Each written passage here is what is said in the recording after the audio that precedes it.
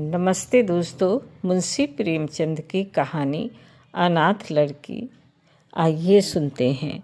सेठ पुरुषोत्तम दास पूना की सरस्वती पाठशाला का मुआयना करने के बाद बाहर निकले तो एक लड़की ने दौड़कर उनका दामन पकड़ लिया। सेठ जी रुक गए और मोहब्बत से उसकी तरफ देखकर पूछा, क्या नाम है? लड़की ने जवाब दिया, रोहिणी। सेठ जी ने उसे गोद में उठा लिया और बोले, तुम्हें कुछ इनाम मिला? लड़की ने उनकी तरफ बच्चों जैसी गंभीरता से देखकर कहा, तुम चले जाते हो, मुझे रोना आता है, मुझे भी साथ लेते चलो। सेठ जी ने हंसकर कहा, मुझे बड़ी दूर जाना है, तुम कैसे चलोगी? रोहिणी ने प्यार से उनकी गर्दन में हाथ डाल दिए और बोली, जहाँ तुम जाओगे वहीं मैं भी चलूँगी, मैं तुम्हारी बेटी हूँगी। मदरसे के अफसर ने आकर कहा, इसका बाप साल भर हुआ नहीं रहा, माँ कपड़े सीती है, बड़ी मुश्किल से गुजर होती है। सेठ जी के स्वभाव में करुणा बहुत थी। ये सुनकर उनकी आंखें भर आई। उस भोली प्रार्थना में वो दर्द था जो पत्थर से दिल को पिघला सकता है।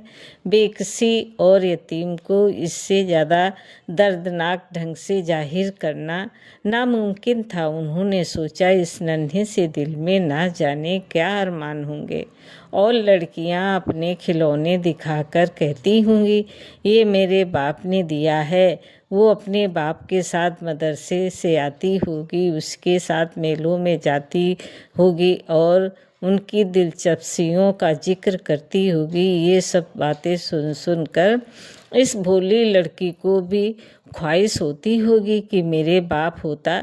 माँ की मोहब्बत में गहराई और आत्मिकता होती है, जिसे बच्चे समझ नहीं सकते। बाप की मोहब्बत में खुशी और चाव होता है, जिसे बच्चे खूब समझते हैं। सेठ जी ने रोहिणी को प्यार से गले लगा लिया और बोले, अच्छा, मैं तुम्हें अपनी बिटिया बनाऊंगा, लेकिन खूब जी लगाकर पढ़ना। अब छुट्टी का वक्त आ गया है, मेरे साथ आओ, तुम्हारे घर पहुंचा दूं। ये कहकर उन्होंने रोहिणी को अपनी मोटर कार में बिठा लिया। रोहिणी ने बड़े इत्मीनान और गर्व से अपनी सहेलियों की तरफ देखा। उसकी बड़ी बड़ी आंखें खुशी से चमक रही थी और चेहरा चांदनी रात की तरह खिला हुआ था।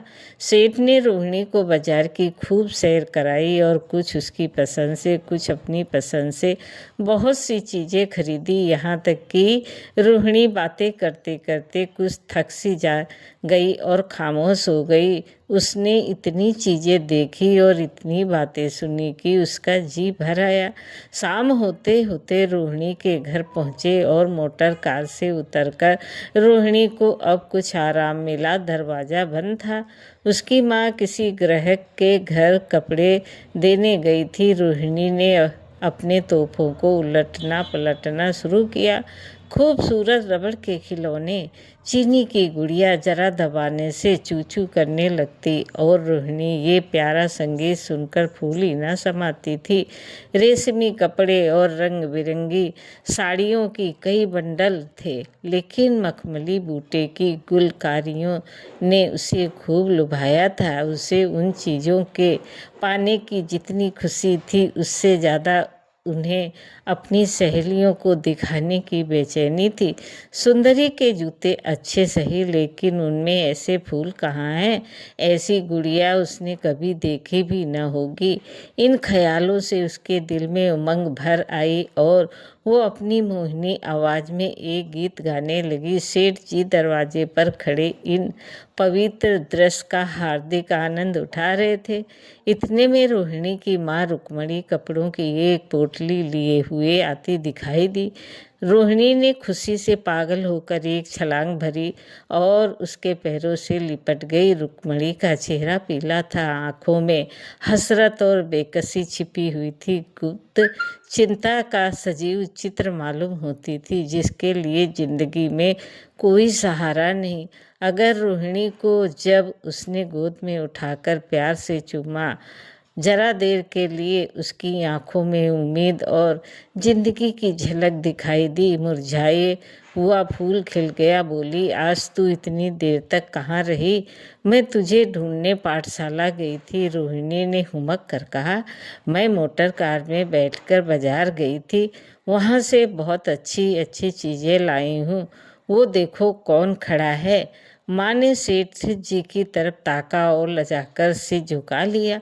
बरामदे में पहुंचते ही रोहिणी माँ की गोद से उतरकर सेठ जी के पास गई और अपनी माँ को यकीन दिलाने के लिए भोलेपन से बोली, क्यों, तुम मेरे बाप हो ना? सेठ जी ने उससे प्यार करके कहा, हाँ, तुम मेरी प्यारी बेटी हो।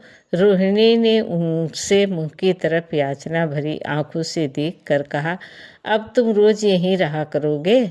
सेठ जी ने उसके बाल सुलझाकर जवाब दिया, मैं यहाँ रहूँगा तो काम कौन करेगा? मैं कभी कभी तुम्हें देखने आया करूँगा, लेकिन वहाँ से तुम्हारे लिए अच्छी अच्छी चीज़ें भेजूँगा। रोहिणी कुछ उदास सी हो गई।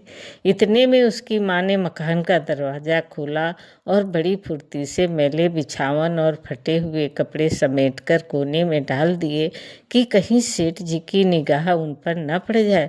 वो स्वाभिमान स्त्रियों की खास अपनी चीज़ है। रुक्मणी अब इस सोच में पड़ी थी कि मैं इनकी क्या खातिर तवज्जो करूं। जिस से सेठ जी का नाम सुना था, उसका पति हमेशा उसकी बड़ाई किया करता था। वो उसकी दया और उदारता की चर्चाएं अनेकों बार सुन चुकी थी। वो उन्हें अपने मन का देवता समझा करती थी। उसे क्या उम्मीद थी कि कभी उसका घर भी उसके कदमों से रोशन होगा, लेकिन आज जब वो शुभ दिन संयोग से आया तो वो इस काबिल भी नहीं कि उन्हें बैठने के लिए एक मोढ़ा दे सके। घर में पान और इलायची भी नहीं। वो अपने आंसुओं को किसी तरह न रोक सकी। आखिर जब अंधेरा हो गया और पास के ठाकुरद्वारे से घंटों और नगाड़ों की आवाज़ें आने लगी तो उन्होंने जरा ऊंची आवाज़ में कहा, बाई जी, अब मैं जाता हूँ। मुझे अभी यहाँ बहुत काम करना है। मेरी रोहिणी को कोई तकलीफ न हो। मुझे जब मौका मिलेगा उसे देखने आऊँगा। उसके पालने पोसने का काम मेरा है और मैं उसे बहुत खुशी से पूरा करूँगा। उसके लिए अब तुम कोई फिक्र मत करो। मैंने उसका वजीफा बांध दिया है और ये उसकी पहली किस्त है। ये कहकर उन्होंने अपना खूबसूरत बटुआ निकाला और रुक्मणी के सामने रख दिया। गरीब औरत की आंखों में आंसू जारी थे। उसका जी बरबस चाहता था कि उसके पैरों को पकड़कर खूब रोए। आज बहुत दिनों के बाद एक सच्चे हमदर्द की आवाज़ उसके मन में आई थी। जब सेठ जी चले गए तो उसने दोनों हाथों से प्रणाम किया। उसके हृदय की गहराइयों से प्रार्थना निकली, आपने एक बेबस पर दया की है, ईश्वर आपको इसका बदला दे। दूसरे दिन रोहिणी पाठशाला गई तो उसकी बाकी साज धाज आँखों में खूबी जाती थी। उस्तानियों ने उसे बारी बारी प्यार किया और उसकी सहेलियाँ उसकी एक एक चीज़ को आश्चर्य से देखती और ललचाती थी। अच्छे कपड़े से कुछ स्वाभिमान का अनुभव होता है। आज रोहिणी वो गरीब लड़की न रही जो दूसरों की तरफ विवश नेत्रों से देखा करती थी। आज उसकी एक एक क्रिया से शैशयोचित गर्व और चंचलता टपकती थी और उसकी जबान एक दम के लिए भी न रुकती थी। कभी मोटर की तेजी का जिक्र था, कभी बाजार की दिलचस्पियों का बयान, कभी अपनी गुड़िया के कुशल मंगल की चर्चा थी और कभी अपने बाप की मोहब्बत की दास्तान। दिल था कि उमंगों से भरा हुआ था। एक महीने बाद सेठ पुरुषोत्तम दास ने रोहिणी के लिए फिर तोहफे और रुपये रवाना किए। बेचारी विधवा को उनकी कृपा से जीविका की चिंता से छुट्टी मिली। वो भी रोहिणी के साथ पाठशाला आती और दोनों माँ बेटियाँ एक ही दर्जे के साथ साथ पढ़ती, लेकिन रोहिणी का नंबर हमेशा माँ से अव्वल रहा। सेठ जी जब पूना की तरफ से निकलते तो रोहिणी को देखने जरूर आते और उनका आगमन उसकी प्रसन्नता और मनोरंजन के लिए महीनों का सामान इकट्ठा कर देता। इस तरह कई साल गुजर गए और रोहिणी ने जवानी के सुहाने हरे भरे मैदान में पैर रखा, जबकि बचपन की भूली भाली अदाओं में एक खास मतलब और इरादों का दखल हो जाता है। रोहिणी अब आंतरिक और ब्रह्म सौंदर्य में अपनी पाठशाला की नाक थी। हाव भाव में आकर्षक गंभीरता, बातों में गीत का सा खिंचाव और गीत का सा आत्मिक रस था। कपड़ों में रंगीन सादगी, आँखों में लाज संकोच, विचारों में पवित्रता। जवानी थी मगर घमंड और बनावट और चंचलता से मुक्त। उसमें एक एकाग्रता थी, ऊंचे इरादों से पैदा होती है। स्त्री योचित उत्कर्षण की मंजिल वो धीरे धीरे तय करती चली जाती थी।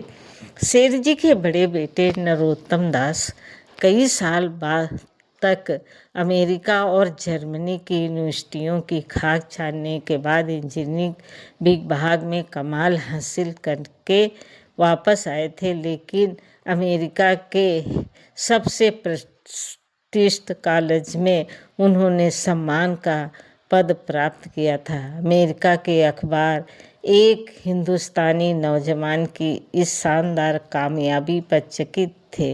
उन्हीं का स्वागत करने के लिए बम्बई में एक बड़ा जलसा किया गया था। इस उत्सव में शरीक होने के लिए लोग दूर दूर से आए थे।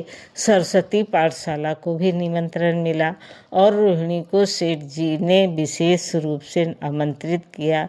पाठशाला में हफ्तों तैयारियां हुई। रोहिणी को एक दम के लिए भी चैन न था। ये पहला मौका था कि उसने अपने लिए कुछ अच्छे अच्छे कपड़े बनवाए।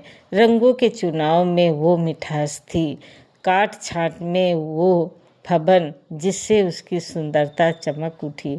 सेठ जी ने कौशल्या देवी उसे लेने के लिए रेलवे स्टेशन पर मौजूद थे। रोहिणी गाड़ी से उतरते ही उनके पैरों की तरफ झुकी, लेकिन उन्होंने उसे छाती से लगा लिया और इस तरह प्यार किया कि जैसे वो उनकी बेटी है। वो उसे बार बार देखती थी और आँखों से गर्व और प्रेम टपक पड़ता था।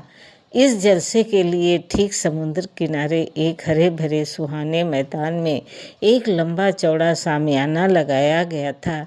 एक तरफ आदमियों का समुद्र उमड़ रहा था, दूसरी तरफ समुद्र की लहरें उमड़ रही थी। गोया वो भी इस खुशी में शरीक थी।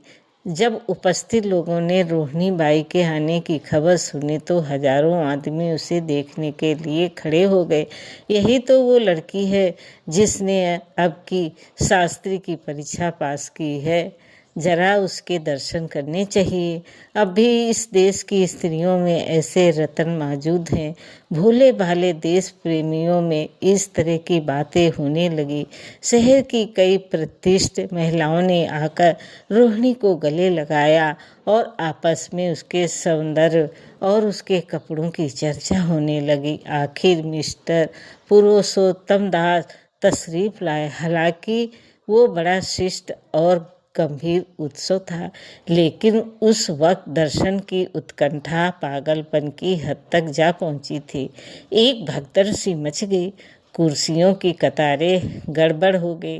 कोई कुर्सी पर खड़ा हुआ, कोई उसके हाथों पर कुछ मनचले लोगों ने सामियाने की रस्सियां पकड़ी और उन पर जा लटके। कई मिनट तक यही तूफान मचा रहा।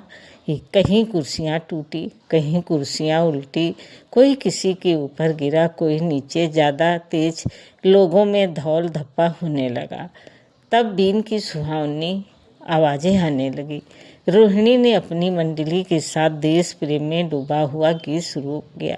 सारे उपस्थित लोग बिल्कुल शांत थे और उस समय वो सुरीला राग, उसकी कोमलता और स्वच्छता, उसकी प्रभावशाली मधुरता, उसकी उत्साह भरी वाणी दिलों पर वो नशा सा पैदा कर रही थी जिससे प्रेम की लहरें उठती हैं, जो दिल से बुराइयों को मिटाता है और उससे जिंदगी की हमेशा याद रहने वाली यादगारें पैदा हो जाती हैं।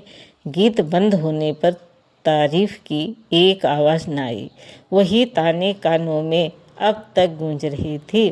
गाने के बाद विभिन्न संस्थाओं की तरफ से अभिनंदन पेश हुआ और तब नरोत्तम दास लोगों को धन्यवाद देने के लिए खड़े हुए, लेकिन उनके भाषण से लोगों को थोड़ी निराशा हुई। यूँ दोस्तों की मंडली में उनकी वाक्कृत के आवेग और प्रवाह की कोई सीमा न थी, लेकिन सार्वजनिक सभा के सामने खड़े होते ही शब्द और विचार दोनों ही उनसे बेवफाई कर जाते थे। उन्होंने बड़ी बड़ी मुश्किल से धन्यवाद के कुछ शब्द कहे और तब अपनी योग्यता की लज्जित स्वीकृत के साथ अपनी जगह पर जा बैठे। कितने ही लोग उनकी योग्यता पर ज्ञानियों की तरह सिर हिलाने लगे। अब जलसा खत्म होने का वक्त आया। वो रेशमी हार जो सरस्वती पाठशाला की ओर से भेजा गया था मेज पर रखा हुआ था, उसे हीरो के गले में कौन डाले। प्रेसिडेंट ने महिलाओं की पंक्ति की ओर नज़र दौड़ाई। चुनने वाली आंख रोहिणी पर पड़ी और ठहर गई। उसकी छाती धड़कने लगी, लेकिन उत्सव के सभापति के आदेश का पालन आवश्यक था। वो सिर झुकाए उस मेज के पास आई और कांपते हाथों से हार को उठा लिया। एक क्षण के लिए दोनों की आंखें मिली और रोहिणी ने नरोत्तम दास के गले में हार डाल दिया। दूसरे दिन सरस्वती पाठशाला के मेहमान विदा हुए, लेकिन कौशल्या देवी ने रोहिणी को न जाने दिया। बोली, अभी तुम्हें देखने से जी नहीं भरा, तुम्हें यहाँ एक हफ्ता रहना होगा। आखिर मैं भी तो तुम्हारी माँ हूँ। एक माँ से इतना प्यार और दूसरी माँ से इतना अलगाव। रोहिणी कुछ जवाब न दे सकी। ये सारा हफ्ता कौशल्या देवी ने उसकी विदाई की तैयारियों में खर्च किया। 7वें दिन उसे विदा करने के लिए स्टेशन तक आई। चलते वक्त उससे गले मिली और बहुत कोशिश करने पर भी आंसुओं को न रोक सकी। नरोत्तम दास भी आए। उनका चेहरा उदास था। कौशल्या ने उनकी तरफ सहानुभूतिपूर्ण आंखों से देखकर कहा, मुझे ये तो ख्याल ही न रहा। रोहिणी क्या यहाँ से पूना तक अकेली जाएगी? क्या हर्ज है, तुम ही चले जाओ, शाम की गाड़ी से लौट आना। नरोत्तम दास के चेहरे पर खुशी की लहर दौड़ गई, जो इन शब्दों में न छिपा सकी। अच्छा, मैं ही चला जाऊँ। वो इस फिक्र में थे कि देखें विदाई की बातचीत का मौका भी मिलता है या नहीं। अब वो खूब जी भरकर अपना दर्द दिल सुनाएंगे और मुमकिन हुआ तो उस लाज संकोच को जो उदासीनता के पर्दे में छिपी हुई है मिटा देंगे। रुक्मणी को अब रोहिणी की शादी की फिक्र पैदा हुई। पड़ोस की औरतों में इसकी चर्चा होने लगी थी। लड़की इतनी सयानी हो गई है, अब क्या बुढ़ापे में ब्याह होगा। कई जगह से बात आई। उनमें से कुछ बड़े प्रतिष्ठित घराने थे, लेकिन जब रुक्मणी उन पैमानों को सेठ जी के पास भेजती तो वे यही जवाब देते कि मैं खुद फिक्र में हूँ। रुक्मणी को उनकी ये बात टाल मटोल बुरी मालूम हुई। रोहिणी को मुंबई से लौटे महीना भर हो चुका था। एक दिन वो पाठशाला से लौटी तो उसे अम्मा की चारपाई पर एक खत पड़ा हुआ मिला। रोहिणी पढ़ने लगी। लिखा था, बहन, जब से मैंने तुम्हारी लड़की को मुंबई में देखा है मैं उस पर रीझ गई हूँ। अब उसके बगैर मुझे चैन नहीं है। क्या मेरा ऐसा भाग्य होगा कि वो मेरी बहू बन सके। मैं गरीब हूँ, लेकिन मैंने सेठ जी को राजी कर लिया है।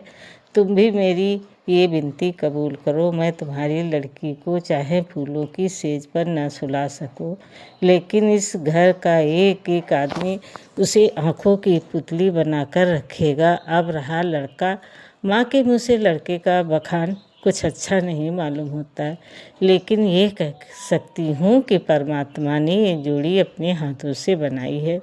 सूरत में, स्वभाव में, विद्या में, हर दृष्टि से वो रोहिणी के योग्य है। तुम जैसे चाहे अपना इत्मीनान कर सकती हो। जवाब जल्द देना। और ज़्यादा क्या लिखूं। नीचे थोड़े से शब्दों में सेठ जी ने उस पैगाम की सिफारिश की थी। रोहिणी गालों पर हाथ रखकर सोचने लगी। नरोत्तम दास की तस्वीर उसकी आंखों के सामने आ खड़ी हुई। उनकी वो प्रेम की बातें जिनका सिलसिला बम्बई से पूना तक नहीं टूटा था, कानों में गूंजने लगी। उसने एक ठंडी सांस ली और उदास होकर चारपाई पर लेट गई। सरस्वती पाठशाला में एक बार फिर सजावट और सफाई के दृश्य दिखाई दे रहे थे। आज रोहिणी की शादी का शुभ दिन, शाम का वक्त, बसंत का सुहाना मौसम, पाठशाला के दरो दीवार मुस्कुरा रहे हैं और हरा भरा बगीचा फूला नहीं समाता। चंद्रमा अपनी बारात लेकर पूरब की तरफ से निकला। उसी वक्त मंगल चरण का सुहाना राग उस रूपहली चांदनी और हल्के हल्के हवा के झोंकों में लहरें मारने लगा। दूल्हा आया, उसे देखते ही लोग हैरत में रह गए। ये नरोत्तम दास थे। दूल्हा मंडप के नीचे गया। रोहिणी की माँ अपने को रोक न सकी। उसी वक्त जाकर सेठ के पैरों पर गिर पड़ी। रोहिणी की आंखों से प्रेम और आनंद के आंसू बहने लगे। मंडप के नीचे हवन कुंड बना था। हवन शुरू हुआ। खुशबू की लपटें हवा में उठी और सारा मैदान महक गया। लोगों के दिल दिमाग में ताजगी की उमंग पैदा हुई। फिर संस्कार की बारी आई। दूल्हा और दुल्हन ने आपस में हमदर्दी, जिम्मेदारी और वफादारी के पवित्र शब्द अपनी ज़बानों से कहे। विवाह वो मुबारक जंजीर गले में पड़ी जिसमें वजन है, शक्ति है, पाबंदियां हैं, लेकिन वजन के साथ सुख और पाबंदियों के साथ विश्वास है। दोनों दिलों में उस वक्त एक नई बलवान आत्मिक शक्ति की अनुभूति हो रही थी। जब शादी की रस्में खत्म हो गई तो नाच गाने की मजलिस का दौर आया। मोहक गीत गूंजने लगे। सेठ जी थक्का चूर हो गए थे। जरा दम लेने के लिए बगीचे में जाकर एक बेंच पर बैठ गए। ठंडी ठंडी हवा आ रही थी। एक नशा सा पैदा करने वाली शांति चारों तरफ छाई हुई थी। उसी वक्त रोहिणी उनके पास आई और उनके पैरों से लिपट गई। सेठ जी ने उसे उठाकर गले से लगा लिया और हंसकर बोले, क्यों, अब तो तुम मेरी अपनी बेटी हो गई। दोस्तों, कहानी कैसी लगी? लाइक करें, सब्सक्राइब करें। धन्यवाद।